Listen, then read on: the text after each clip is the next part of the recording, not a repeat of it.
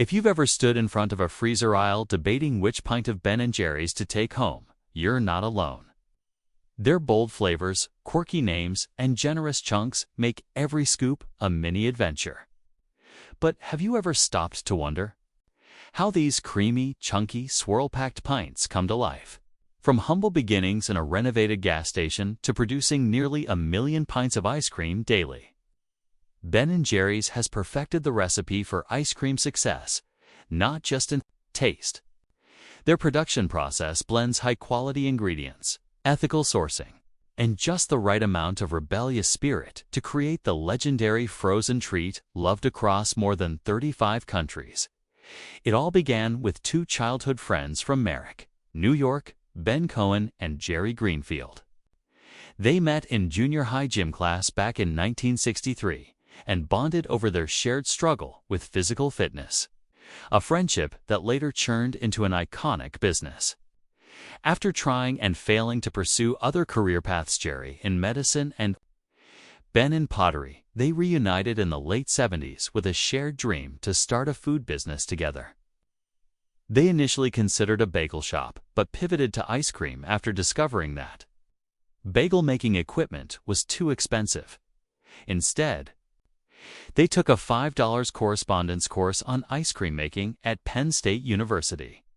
With $12,000, including a $4,000 loan, they opened their first ice cream shop in a rundown gas station in Burlington, Vermont in 1978. Ben, who has an asthma condition that limits his sense of smell and taste, relied on Jerry to create flavors he could enjoy. That led to their signature style, bold flavors packed with chunks and swirls big enough to notice. Their first year of business was successful, and in 1979 they launched their now famous Free Cone Day as a way to thank the local community. That small-town charm, combined with bold flavors and social values, helped the brand grow rapidly into a beloved name around the world. So, how does Ben & Jerry's make nearly 1 million pints a day without compromising on the values and flavors that made them famous? It all starts with the milk. Ben & Jerry's sources its milk and cream from local Vermont dairy farms through their Caring Dairy program, which promotes sustainable farming and animal welfare. The milk is quickly transported to their factory and stored in massive 6,000-gallon silos. Once inside, it's mixed with cream and sugar to form the base of every flavor. These ingredients are combined in stainless steel blend tanks, equipped with heavy-duty mixers, ensuring a consistent and rich ice cream base every time, depending on the flavor. The base may be split into two types: the classic sweet cream base or a chocolate base that includes cocoa powder for flavors like chocolate therapy or chocolate fudge brownie. After blending, the mixture undergoes pasteurization. This involves quickly heating the mix to about 180 degrees Fahrenheit using hot steel plates, then rapidly cooling it. This step is essential for killing bacteria while preserving flavor and texture. The pasteurized base is then moved to holding tanks where it rests for 4 to 8 hours. This not only enhances food safety, but allows the ingredients to harmonize and deepen in flavor. Next, it's flavor time. The rested base is pumped into one of 20 flavor vats where vanilla extract, mint, fruit purees, coffee, or other flavorings are added, depending on the recipe. These vats are specially designed to ensure thorough and even mixing, creating a perfectly balanced base. While many flavors are in constant production, Ben & Jerry's is always experimenting with new combinations. Only a select few make it to mass production, but the flavor vats allow for flexibility and creativity in testing new ideas. Once the flavored base is ready, it moves into the freezing barrel where the real transformation begins. This machine rapidly chills the mixture to below freezing while churning it continuously.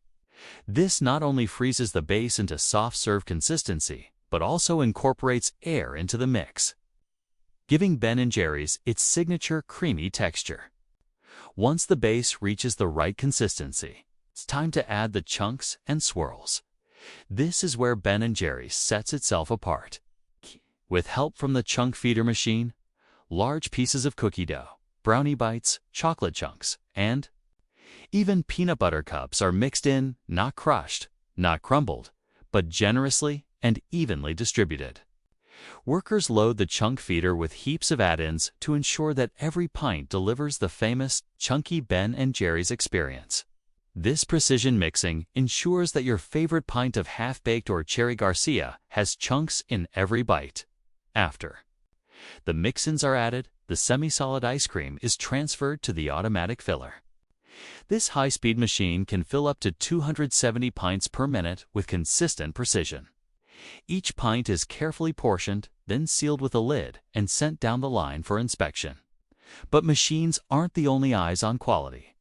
Every hour, workers remove 6 pints from the line to check for chunk distribution, texture, weight, and even air bubbles. If anything is off, it's flagged immediately, even though the ice cream is already cold. It's not quite ready for your freezer. It still needs to go through one last step, the spiral hardener. This giant corkscrew-shaped conveyor sits inside a -60 degrees Fahrenheit industrial freezer. The pints are slowly rotated through the spiral hardener for about 3 hours. This ultra-cold environment ensures the ice cream hardens evenly, locks in the texture, and keeps all those chunks intact. By the time they emerge from the spiral hardener, the pints are at their ideal storage temperature of -10 degrees Fahrenheit, ready to be packaged and shipped to grocery stores around the world. But Ben & Jerry's isn't just about what goes into the pints. It's also about where those ingredients come from. For instance, their vanilla beans are sourced directly from small-scale farmers in Madagascar. Through fair trade practices, the cocoa used in chocolate-based flavors is ethically sourced from West Africa. Even the brownies that go into chocolate fudge brownie are made by Grayston Bakery in New York, which hires people who face barriers to employment. Every pint not only tastes good, but does good too. From their humble beginnings in a Vermont gas station to becoming a global ice cream powerhouse, Ben & Jerry's remains committed to quality, community, and creativity.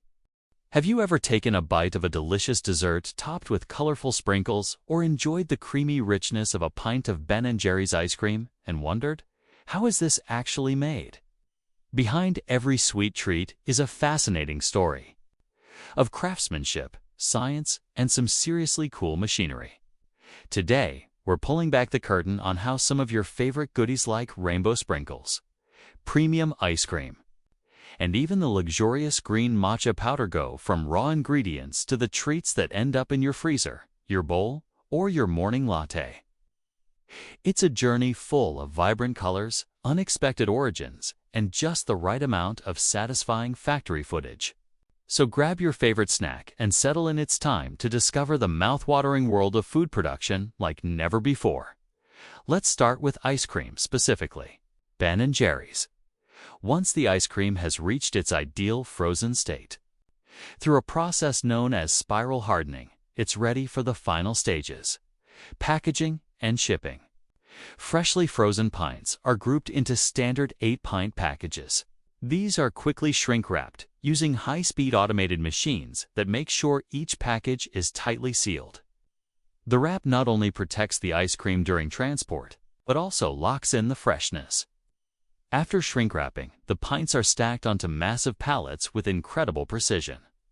This allows for efficient transport while maintaining strict cold chain protocols.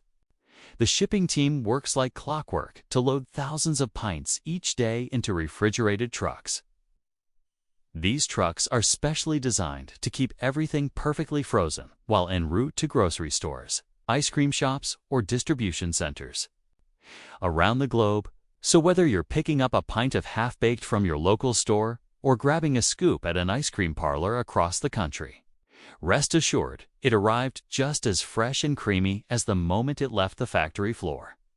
But ice cream isn't the only sweet treat with a story worth telling.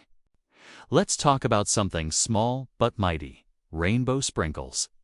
These colorful, crunchy toppings are a staple on everything from cupcakes and cookies to donuts and soft-serve cones.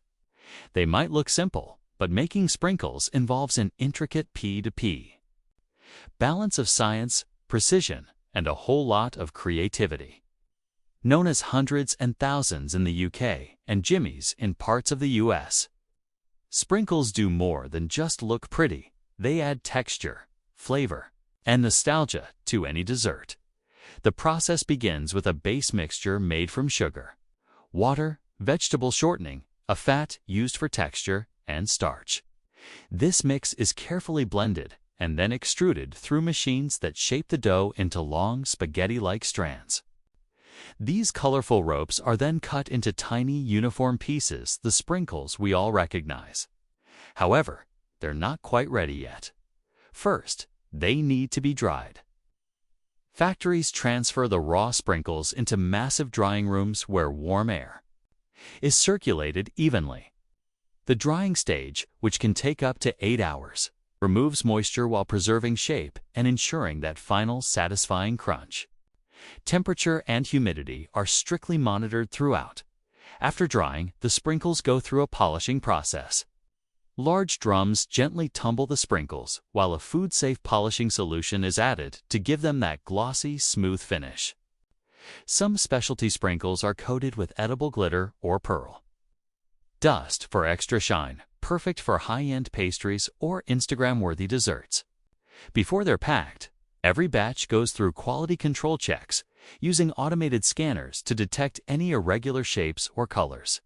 Only sprinkles that pass this inspection are packaged either into small jars for home bakers or giant bulk containers for commercial kitchens. Fun fact, sprinkles are even tested for color bleed to ensure they won't run when placed on frosting or ice cream. Sprinkles may be commonplace now, but their history is rich and surprisingly old. Date back to 18th century France, when sugar artists began decorating pastries with tiny bits of hardened sugar. These early creations were delicate, handmade, and reserved for the elite. Over time, industrialization made sprinkles more accessible. By the mid-20th century, sprinkles had taken over American desserts. In the northeastern U.S., the term jimmies became popular, possibly coined by the just-born candy company in the 1930s. Though the origin is still debated. Today, factories around the world produce millions of pounds of sprinkles in an endless array of colors, shapes, and even flavors. They've even crossed cultural boundaries in the Netherlands. Chocolate sprinkles, known as hagelslag, are commonly eaten on buttered bread for breakfast. It's amazing to think about how something so tiny can involve so much engineering, chemistry, and history. And if you think sprinkles are impressive, just wait until you hear what goes into making matcha, the vibrant green powder sometimes referred to as green gold. Matcha can cost up to $200 for just 100 grams. So what makes it so valuable? The story of matcha begins in Japan, where the powdered green tea has been an essential part of culture, ritual, and health for over 1,000 years. The process starts with shading the tea plants about 3 weeks before harvest. Farmers use black mesh or straw mats to cover the plants, blocking out direct sunlight. This stimulates chlorophyll production and increases levels of L-theanine, an amino acid responsible for matcha's smooth, umami-rich flavor. Without this shading, the tea would taste bitter and lack the bright green hue matcha is known for. Once the leaves are ready, usually in early May, they're hand-picked with care. Only the youngest, most tender leaves at the top of the plant are selected. This hand-harvesting tradition ensures top-tier quality but requires incredible skill and patience. After harvest, the leaves are quickly steamed for 10 to 20 seconds to halt oxidation, preserving their color and flavor. This crucial step distinguishes Japanese green tea from other types, like Chinese teas, which are typically pan-fired. After steaming, the leaves are cooled and sent through drying ovens. The dried leaves are called aracha, which is then sorted to remove stems and veins, leaving only the softest leaf parts. This final product is known as tensia. The tensia is then ground into a fine powder using traditional granite. Stone mills are process so delicate that each mill produces only about 30 grams per hour. The grinding must be done slowly to avoid heat, which could degrade the flavor and color. The final product? A silky, vibrant green powder that dissolves completely in water. Matcha single quotes as health benefits are another reason for its popularity. It's packed with antioxidants, especially EGCG, a compound known for its cancer-fighting properties. Matcha also provides a unique combination of caffeine and L-theanine, which boosts alertness while promoting calm focus. This is why monks historically drank matcha before long meditation sessions and why so many people today are swapping their morning coffee for a creamy matcha latte. The demand for matcha continues to skyrocket. In 2024, the global matcha market was valued at over $3.8 billion, with projections estimating it could reach $5.78 billion by 2028. Whether you enjoy it pure, whisked into hot water, or blended with oat milk and vanilla syrup, there's no denying that matcha has secured its spot in modern wellness and food culture. So the next time you enjoy a pint of ice cream, decorate a cake with rainbow sprinkles, or sip on a vibrant green matcha latte, remember, behind every bite and sip is a world of tradition, technology, and creativity. These treats may seem simple on the surface, but the process of making them is a flavorful journey that spans centuries and continents. From factory floors to your freezer, from shaded tea fields in Japan to glittering cupcakes at your favorite bakery, every sweet has a story.